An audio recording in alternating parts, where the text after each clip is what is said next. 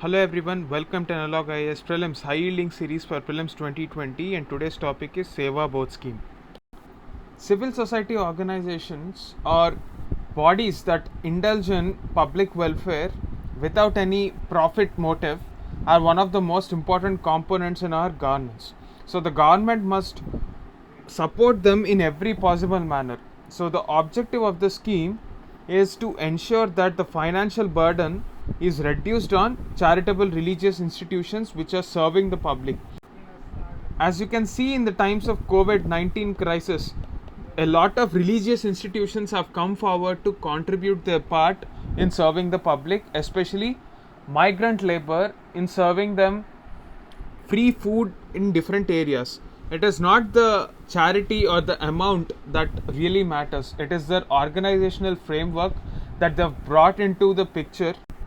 They empowered the governments with their complex organizational framework, which ensured a smooth supply chain and ensured that food is accessed by migrant labor even in the remote corners of the urban areas. One such example is the Akshaya Patra, which has been very successful in ensuring cooked meals to migrant labor and those in distress.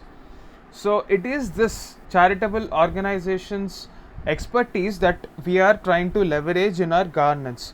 For example, we talk about the midday meal scheme.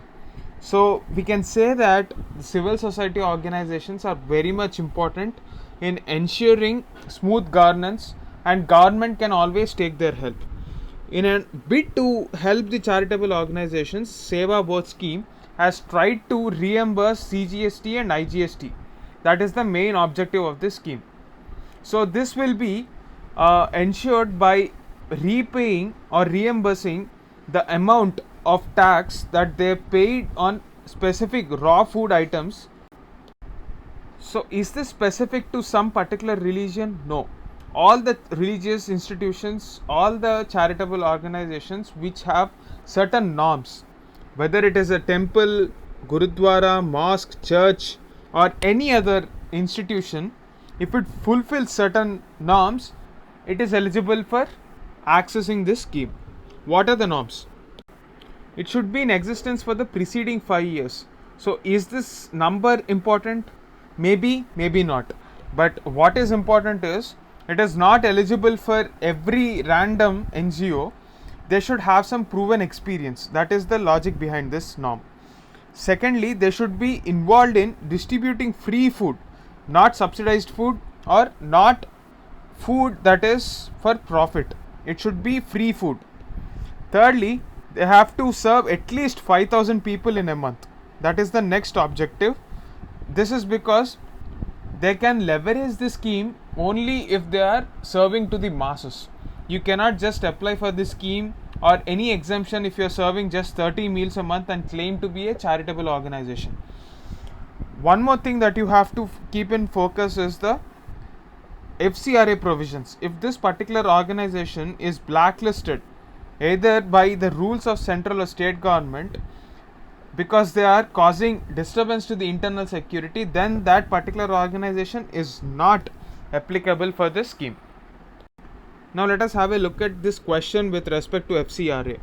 So FCRA is framed to regulate the receipt and usage of foreign contribution by NGOs. This statement is right.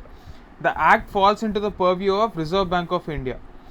So this is a financial matter. This is the most important point you have to remember with respect to FCRA.